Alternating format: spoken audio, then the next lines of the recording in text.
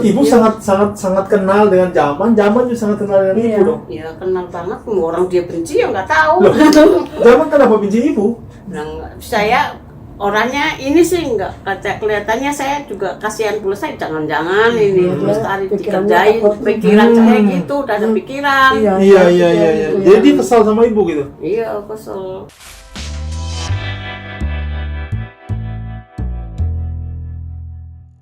Assalamualaikum warahmatullahi wabarakatuh. Salam sehat dan bahagia untuk sahabat semuanya. Sahabat sekalian, saya sungguh sedih mendengar video Pak Darso yang menuturkan tentang perjalanan Bu Lestari dan juga Bu Umi yang terkait dengan bagaimana mereka pada beberapa tahun yang lalu bekerja sama dengan Jam'an atau Yusuf Mansur. Kenapa sedih?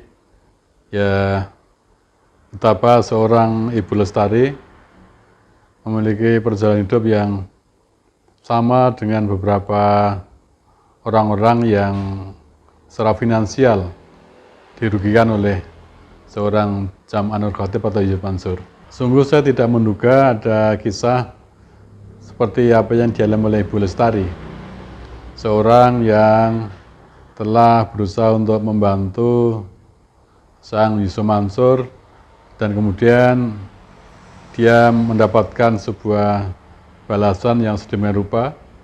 Ada kerugian puluhan juta dalam hubungan kerjasama tersebut, bahkan terpaksa harus menjual rumahnya dan sampai berpindah ke luar kota. Bu, ibu mulai kenal pertama Jam'an itu kapan, Bu? Dan masalah apa, Bu?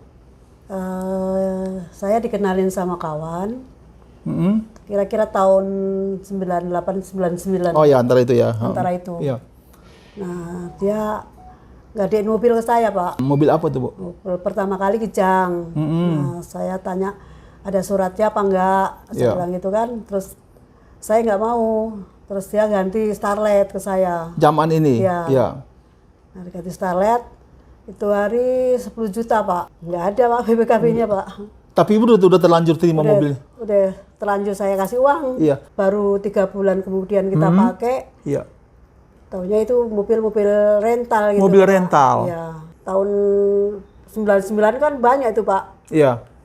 Saya jual wartel, uangnya juga buat dia. Ibu jual wartel ibu di Jalan Paso juga? Iya. Ibu jual wartel ibu? Kira yang dipakai dia 7,5. 7,5 juta. Ya. Jadi mobil Starletnya akhirnya ditarik, terus uang 15 juta hasil jual wartel itu juga sama dia. Iya. Sekarang udah dibayar, uang dikembalikan? Pernah dikembalikan? Pernah dikembalikan 10 juta.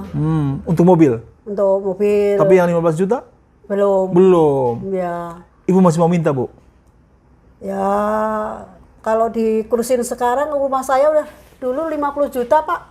Sekarang saya sama sekali udah nggak punya rumah, udah susah gara-gara dia, Pak. Rumah ibu yang Jalan Poso ibu jual? Iya, jual, Pak. Gara-gara Jam'an? Iyalah. Sahabat sekalian, kisah ini mengingatkan saya pada bagaimana dulu seorang Fatkur mensedekahkan sebuah mobil Innova pada tahun 2012-an, dan kemudian ketika beberapa tahun terakhir ini dia untuk memenuhi kebutuhan wisuda putrinya yang dia butuh hanya uang 5 juta dan melakukan atau melebihi untuk mendapatkan pinjaman, ternyata mendapatkan sebuah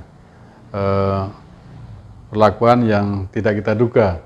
Jadi tidak mendapatkan pinjaman tetapi hanya sebuah harapan yang akhirnya memang tidak dapat diwujudkan. Ustaz. Saya mau nagih. Ya. Menurut saya itu dana cash memang lagi susah. Ya. Maaf ya, anggap aja nggak mampu. Itu jawaban Yusuf Mansur apa? Jawabannya Dana Yusuf cash Mansur. memang lagi susah. Maaf ya, anggap aja Nggak mampu. Maafin.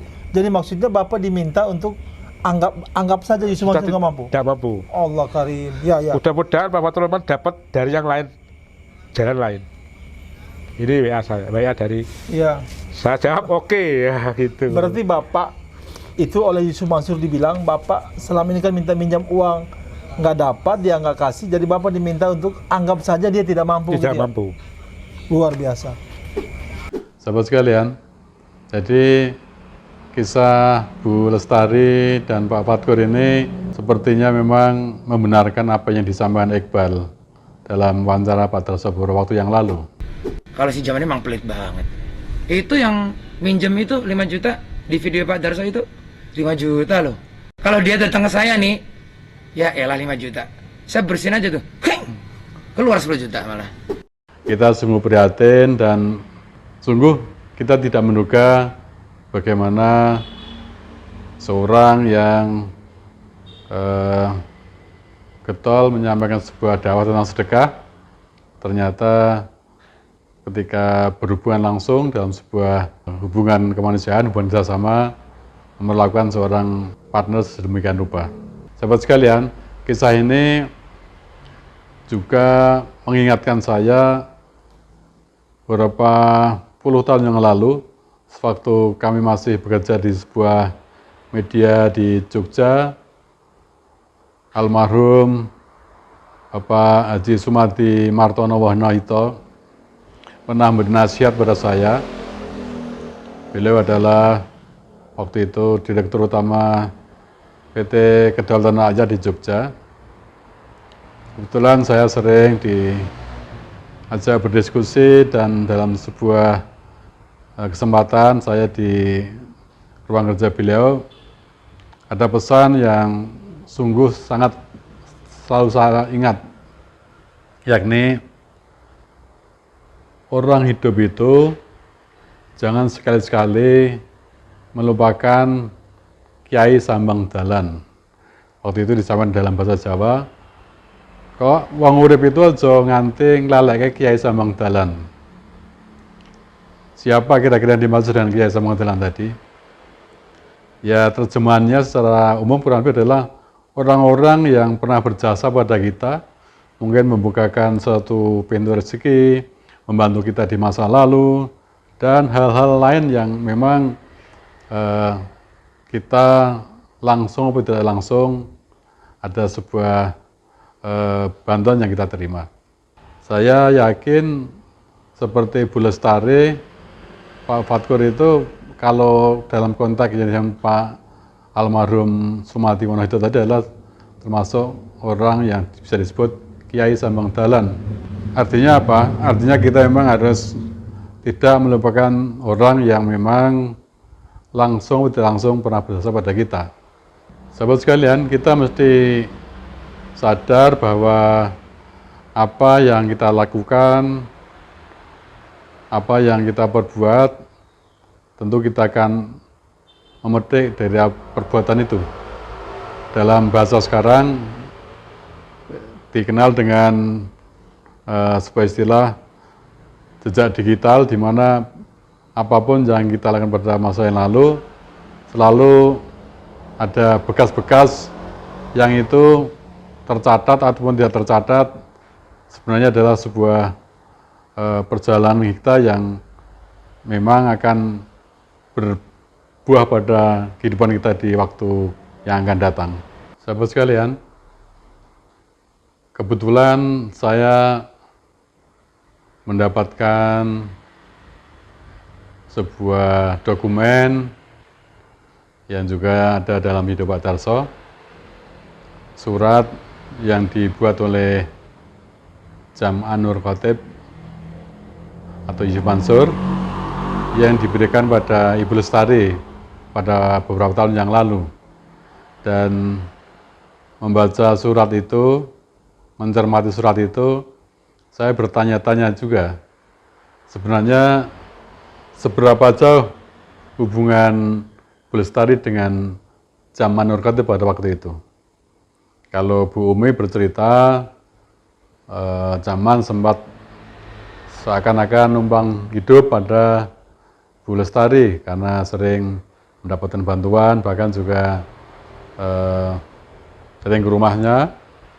Dan Bu Umi mengatakan kalau pas Jaman ke sana ketika ada Bu Umi, seakan-akan Jaman tidak menyukai kehadiran Bu Umi. Ibu sangat kenal dengan Jaman juga sangat kenal dengan ibu dong. Iya, kenal banget. Orang dia benci ya nggak tahu. Jaman kenapa benci ibu? Saya orangnya ini sih enggak, kelihatannya saya juga kasihan pula saya, jangan-jangan ini Bu Lestari dikerjain, pikiran saya gitu, udah ada pikiran. Iya. Jadi dia kesal sama ibu gitu. Iya, kesel. Apa-apa saya ada di situ. Oh, Ada. Iya.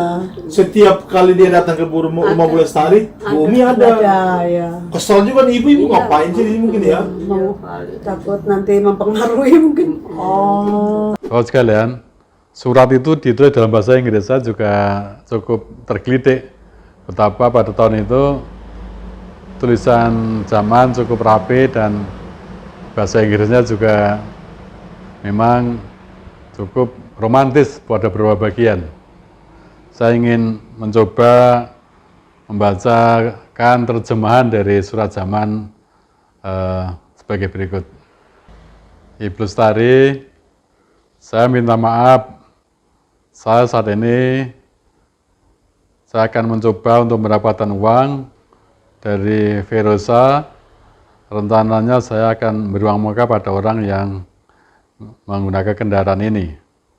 Tolong jangan diceritakan hal ini kepada Nana persoalan ini. Saya bawa pager. Kamu bisa kontak saya pada nomor ini 13055 163973. Saya akan kontak kamu melalui telepon nanti. Ketika saya pergi, kamu sedang tidur. Kamu kelihatan lelah dan perlu istirahat. Jaga kesehatan kamu.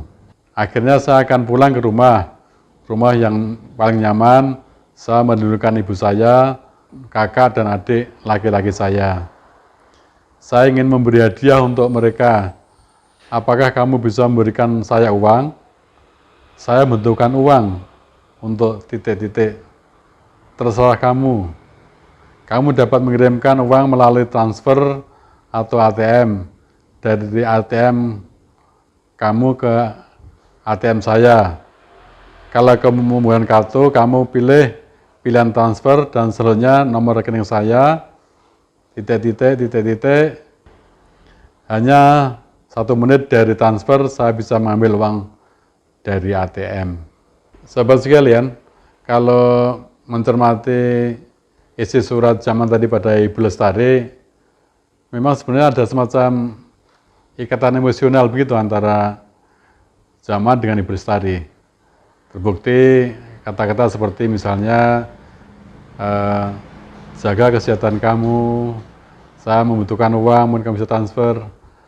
Jadi sudah sebuah hubungan yang relatif akrab dan sungguh aneh ketika kemudian pengorbanan Ibu Lestari yang sampai mendapat kerugian puluhan juta sewaktu datang ke rumah Isu Mansur yang sekarang hanya di waktu beberapa menit untuk bertemu dan menceritakan apa yang menjadi keinginannya.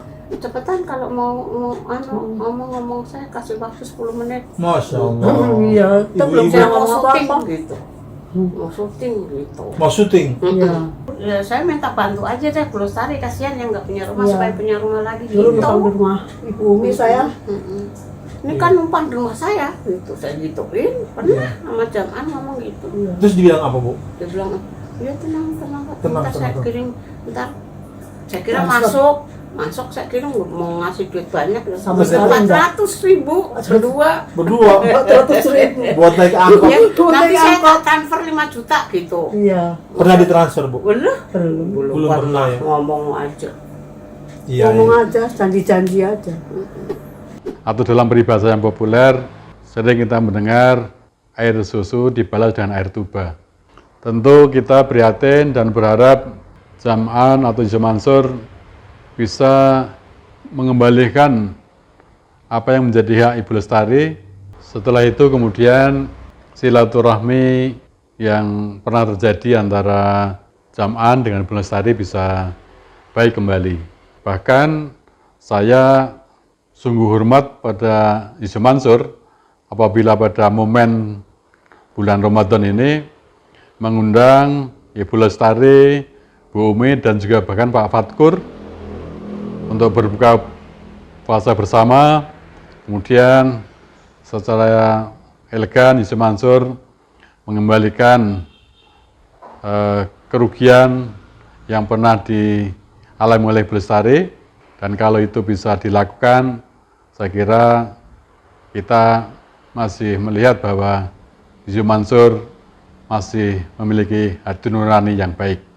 Sebagai pendakwah yang getol mengajar tentang sedekah, Yusuf Mansur mestinya juga bukan hanya pandai berbicara tentang sedekah, tapi juga menjadi orang yang memang ahli sedekah. Dalam arti dia menjadi teladan dalam praktek sedekah. Pada kasus Bu Lestari dan bahkan juga Pak Fatkur, saya kira masyarakat bisa menilai bagaimana sebenarnya seorang Jam'an atau Yusuf Mansur. Sahabat sekalian, belajar dari kisah perjalanan Bu Lestari dan juga Pak Fatkur, hubungannya dengan Yusuf Mansur, kita bisa mengambil pelajaran bahwa kita memang mestinya berupaya untuk saling menghargai dengan orang-orang yang pernah berhubungan atau bekerja sama dengan kita. Selain itu juga kita jangan sampai untuk berbuat yang merugikan orang lain. Itulah saya kira yang kita bisa ambil hikmah dari peristiwa ini, dan mudah-mudahan apa yang kita sampaikan bisa bermanfaat, memberikan pencerahan bagi kita semuanya. Jangan lupa, sekiranya ini bermanfaat bagi sahabat sekalian, untuk subscribe, like, komen, dan share. Mudah-mudahan SKS 21 semakin berkembang dan bermanfaat bagi kita semuanya. Salam sehat dan bahagia untuk sahabat semuanya. Assalamualaikum warahmatullahi wabarakatuh.